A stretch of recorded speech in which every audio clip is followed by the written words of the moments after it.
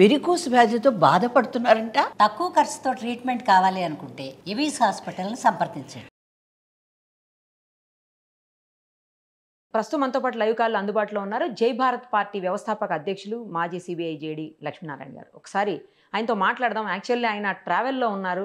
అయినప్పటికీ కూడా ఇండియాకి పాకిస్తాన్కి మధ్య జరుగుతున్నటువంటి ఈ వార్ నేపథ్యంలో ఒక్కసారి మీ ఒపీనియన్ చెప్పండి సార్ అని అడగగానే ఆయన లైవ్లోకి వచ్చారు. పాపం మాట్లాడదాం. సార్ నమస్తే అండి. నమస్తే నిరుపమ గారు. సార్ ఐఎమ్ సారీ మిమ్మల్ని ఇబ్బంది పెడితే ట్రబుల్ చేస్తే, కానీ మీరు ట్రావెల్లో ఉన్నారు అర్థమవుతుంది.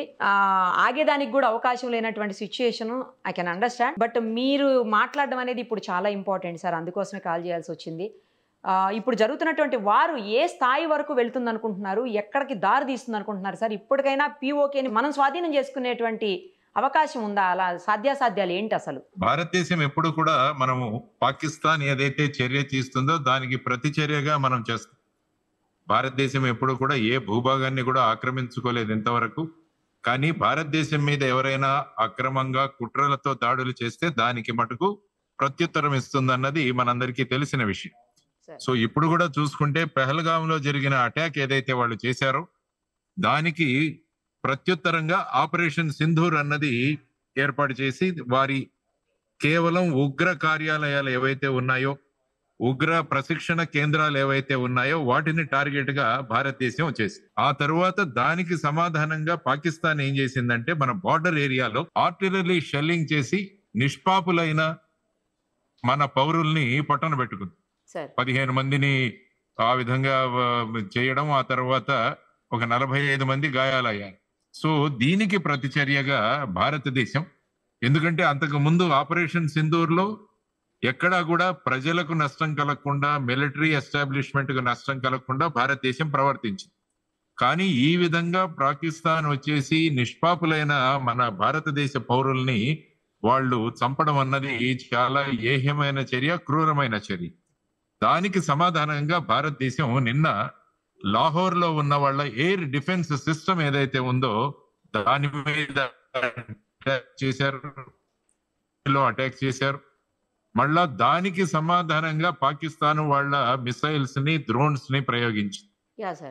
దాన్ని మళ్ళా కౌంటర్ చేయడానికి నిన్న రాత్రి మనం చూసాం. పాకిస్తాన్ లోని ముఖ్యమైన నగరాలు ఏవైతే ఉన్నాయో వాటన్నిటిలో కూడా మళ్ళా డిఫెన్స్ ఇన్స్టలేషన్స్ ఏవైతే ఉన్నాయో అవి టార్గెట్ గా భారతదేశం ముందుకెళ్ళి.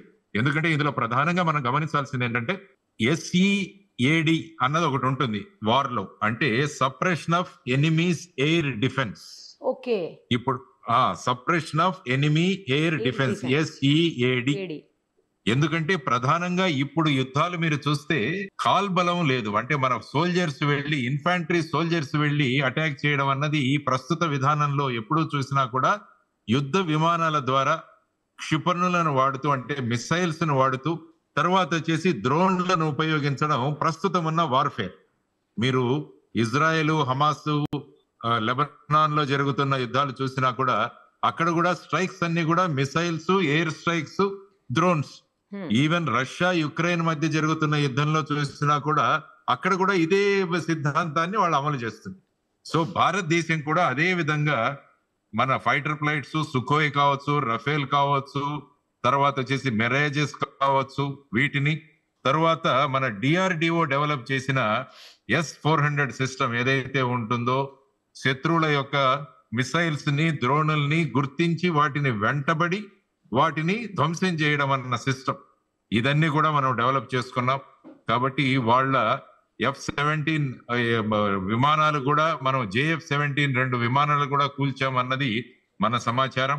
ఆ తర్వాత చైనీస్ వాళ్ళు తయారు చేసిన మిసైల్స్ చాలా వాటిని పాకిస్తాన్ కుట్రపూర్వకంగా ఏం చేసిందంటే ప్రజలున్న ప్రాంతాల్లో వేయడానికి ప్రయత్నించింది. అంటే సివిలియన్ క్యాజువాలిటీ కోసం, అంటే మన డిఫెన్స్ ఎస్టాబ్లిష్మెంట్ కోసం కాదు, కానీ సివిలియన్ ఎస్టాబ్లిష్మెంట్స్ మీద, ప్రజల మీద వేయడానికి చేస్తే వాటన్నిటిని కూడా సక్సెస్ఫుల్ గా మనం చేయగలిగాం. సో ఇందులో ప్రధానంగా మనం అభినందించాల్సింది మన డిఫెన్స్ ఫోర్సెస్. ఏ విధంగా అత్యంత యాక్యురసీతో ఒక్క మిసైల్ కూడా భారతదేశానికి చేరకుండా ఆ విధంగా ఆకాశంలోనే వాళ్ళు దాన్ని కొట్టేసి వాటిని కూడా నిర్వీర్యం చేశారు. ఇది మన డిఫెన్స్ ఫోర్సెస్ యొక్క యాక్యురసీ. తర్వాత ముఖ్యంగా మనం ఉపయోగించిన ఆకాశ్ మిసైల్స్ ఏవైతే 45 నుంచి 60 కిలోమీటర్ల రేంజ్ లో మనం ఉపయోగించామో, మళ్ళా ఒక్కసారి డాక్టర్ అబ్దుల్ కలాం గారిని గుర్తు తెచ్చుకోవాలి మనం ఈ సందర్భంలో. ఎందుకంటే ఆయన మనకు అగ్ని, నాగ్, ఆకాష్ ఇలాంటి ఎన్నో మిసైల్స్ ఆయన తయారు చేసిన మహానుభావుడు. సో ఆయన తయారు చేసిన మిసైల్స్ ఈ రోజు ఎంత చక్కగా మనకు ఉపయోగపడ్డాయంటే ఇవన్నీ కూడా మనం మాట్లాడుకోవాలి. తర్వాత వీటిని ముందు నేనున్నానన్న భరోసా ఇస్తున్న మన ప్రధాని గారు నరేంద్ర మోడీ గారు. ఎందుకంటే ఆయన ఒక్క రోజు కూడా విశ్రాంతి తీసుకోకుండా ఆయన విదేశీ పర్యటనలు చేస్తుంటే కొంతమంది దాని మీద కూడా వ్యాఖ్యానించారు.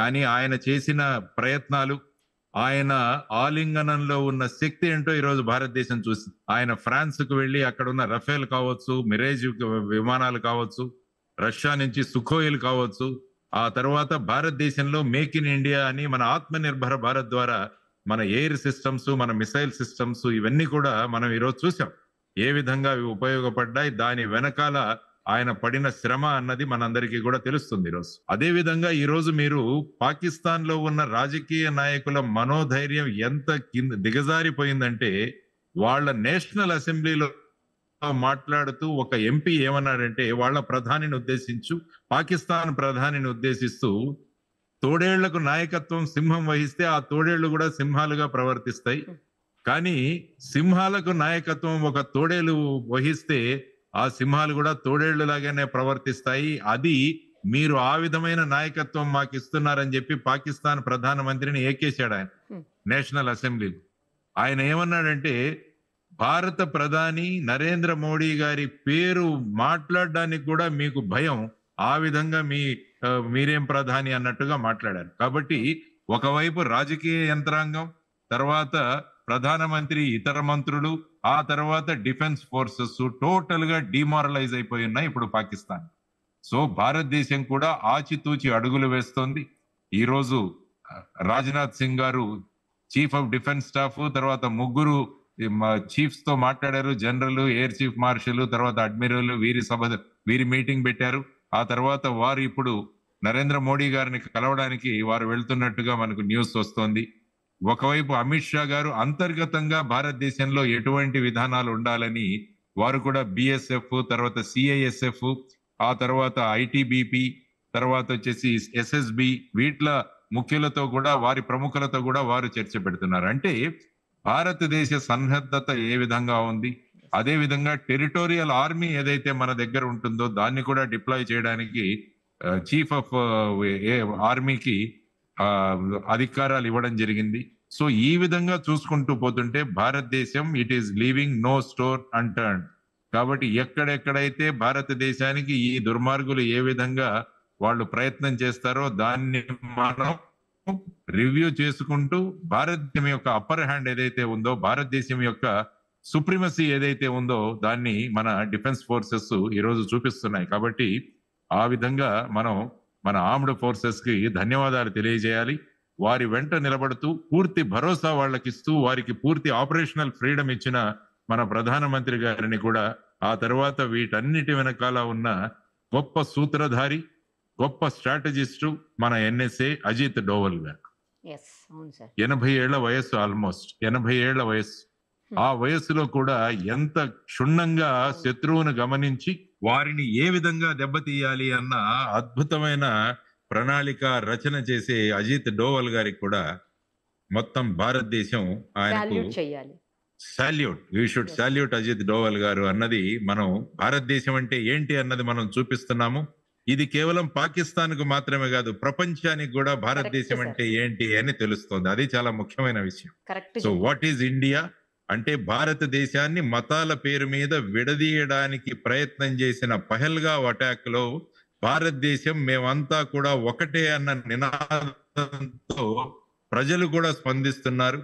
ఆ విధంగా మన ఆర్మ్డ్ ఫోర్సెస్, మన ప్రధానమంత్రి గారు, మిగతా మంత్రులు వీరందరూ కూడా బ్రహ్మాండంగా మనం ముందుకు వెళుతున్నాం. మన ఎక్స్టర్నల్ అఫైర్స్ మినిస్టర్ జయశంకర్ గారు, తర్వాత ఫైనాన్స్ మినిస్టర్ నిర్మలా సీతారామన్ గారు కూడా వారి పరిధిలో ఏ విధంగా పాకిస్తాన్ ని ఒక ఉగ్రవాద దేశంగా ప్రొజెక్ట్ చేయడంలో జయశంకర్ గారు కృతకృతులయ్యారు.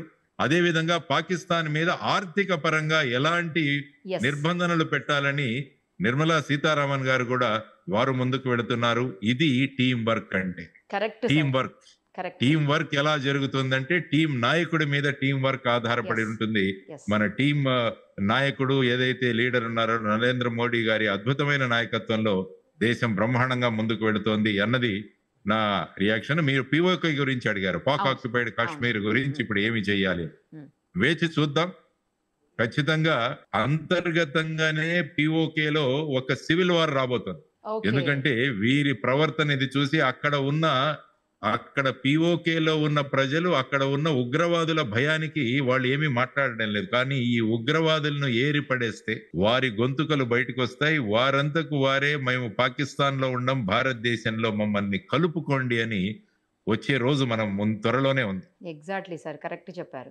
ఆ తర్వాత మీరు చూసుకుంటే లాహోరు, సింధు, తర్వాత వచ్చేసి ఖైబర్ పఖ్తూనిస్తాను, తర్వాత వచ్చేసి గిల్గిట్ బల్టిస్తాను, బలూచిస్తాన్, ఇలా 5 ప్రాంతాలలో సివిల్ వార్ వచ్చి త్వరలో అందరూ కూడా మేము భారతదేశంలో కలిసిపోతామన్న రోజు త్వరలో రాబోతుంది. మనం ఏదైతే అఖండ భారత్ ఏదైతే మాట్లాడుతున్నామో అది కూడా సాక్షాత్కరిస్తుంది త్వరలో అన్నది మనం నేర్చుకోవాల్సిన అంశం. ఎందుకంటే వాళ్ళ నుంచి రావాలి. మేము భారత్లో కలిసిపోతామన్నప్పుడు మనం ఆక్యుపైడ్ చేసుకోవడం వేరు, వాళ్ళు వచ్చి మనల్ని కలుపుకోండి అనడం వేరు. కాబట్టి రెండవ దీనికోసం భారతదేశం ఎదురు చూస్తుంది. ఎప్పుడైతే వాళ్లే కలిసిపోతామంటే వాళ్ళు సంపూర్ణంగా భారతదేశంలో కలిసిపోయి జీవన విధానం కూడా మార్చుకుంటారు. మనం బలవంతంగా చేసుకుంటే ఆల్మోస్ట్ అక్కడి నుంచి ఎప్పుడు కూడా మనం వాళ్ళని ఎదుర్కోవాల్సి వస్తుంది. కాబట్టి ఈ వ్యూహంతో భారతదేశం ముందుకు వెళుతోందని నేను అనుకుంటాను. కాబట్టి అలా ముందుకు వెళదాం. అది నిరుపమ గారు, that is my reaction. Final గా ఒక్కటే క్వశ్చన్ సార్, ఏంటంటే 2 మహిళలతోటి ఆపరేషన్ సింధూర్ స్టార్ట్ చేశారు, అది అలా కొనసాగుతూ సక్సెస్ఫుల్ గా ముందుకు పోతోంది. మరోవైపు అసలు మొత్తం ప్రపంచం అంతా కూడా ఏం జరగబోతోందని వెయిట్ చేస్తోంది. కొద్ది రోజుల్లోనే పాకిస్తాన్కి సంబంధించినటువంటి ఆర్థిక వ్యవస్థ కూడా డ్రాప్ అయిపోతుంది అని చెప్పేసి అందరూ మాట్లాడుతున్నారు సార్. డెఫినెట్లీ, ఎందుకంటే వాళ్ళ దగ్గర ఉన్నది 15 బిలియన్లే. ఇప్పుడు ఒక మాక్సిమం 10 రోజులకు వస్తుంది. ఓకే, ఆ తర్వాత అందుకనే వాళ్ళు ఐఎంఎఫ్ దగ్గర నుంచి ఎలాగైనా సాధించాలని వాళ్ళు వస్తున్నారు. కానీ భారతదేశం వాళ్ళు FATF లో వాళ్ళను అప్పు తీసుకోవాలి బయట నుంచి అన్నట్టు చూస్తున్నారా? అప్పు తీసుకోండి. అప్పు ఎవరికి ఇస్తారంటే వాడు తిరిగి చెల్లిస్తారన్న వాడికి అప్పు తీస్తారు. కరెక్ట్ సార్, అవును అవును. వీడు అసలు ఉంటాడా లేదా అన్నది లేదు. కాబట్టి ఇలాంటి వాళ్ళకి అప్పు ఎందుకు ఇస్తారు? తర్వాత భారతదేశం కూడా financial action task force FATF లో కూడా దీన్ని గ్రిలో పెట్టండి అని చెప్పి కూడా బ్రహ్మాండంగా మనం ముందుకు తీసుకెళ్తాం. కాబట్టి రేపు అప్పు పుట్టదు. శ్రీలంకలో ఏదైతే చూసామో ఆ విధమైన అంతర్గత సంక్షోభం పాకిస్తాన్ లో రాబోతోంది. అప్పుడు శ్రీలంకలో వాళ్ళ ప్రెసిడెంట్ ఇళ్లకు కానీ ప్రైమ్ మినిస్టర్ ఇళ్లకు ఏ విధంగా ప్రజలు వెళ్లారో ఆ స్థితిలో పాకిస్తాన్ రాబోతోంది. కాబట్టి వాళ్ళు తీసుకున్న గోతిలో వాళ్లే పడ్డారు అన్నది స్పష్టంగా వాళ్ళకు తెలిసింది. సో ఆ విధమైన వ్యూహంతో, యుద్ధ వ్యూహంతో భారతదేశం ఒకవైపు యుద్ధ వ్యూహం, ఒకవైపు స్ట్రాటజిక్ ప్లానింగ్, అంటే ఎదుటి వాళ్ళని మన చర్యలతో భయపెట్టడం అన్నది ఒక పర్ఫెక్ట్ కేస్ స్టడీ ఎవరైనా చేయాలంటే మన భారతదేశం అనుసరిస్తున్న యుద్ధ నీతి, తర్వాత చాణక్య నీతి, ఇది మనం నేర్చుకోవాల్సిన అంశం ఈ తరుణంలో. రైట్ సార్, చాలా థ్యాంక్స్ సార్. మీరు ఇంత బిజీ స్కెడ్యూల్లో పక్క ఫ్లైట్ టైం అయిపోతున్నా కూడా ఆపి మరి మీరు మీ ఒపీనియన్ తెలియజేశారు. ఎందుకంటే ఇది అందరం ఈ భారతీయులం కాబట్టి రక్తం ఉప్పొంగిపోతున్నటువంటి సమయం ఇది. ఎట్టి పరిస్థితుల్లో భారత్ తగ్గకూడదు, అది నీతిగా నిజాయితీగా గెలవాలి, ఎవరికి పబ్లిక్కి ఇబ్బంది పెట్టకుండా అని అందరి మనసుల్లో ఉంది సార్. మీరు కూడా అదే ఒపీనియన్ షేర్ చేశారు. Thank you sir, thank you so much. Thank you, నమస్తే. సుమన్ టీవీలో మీ పర్సనల్ అండ్ బిజినెస్ ప్రమోషన్స్ కోసం కింది నెంబర్కి కాంటాక్ట్ చేయండి.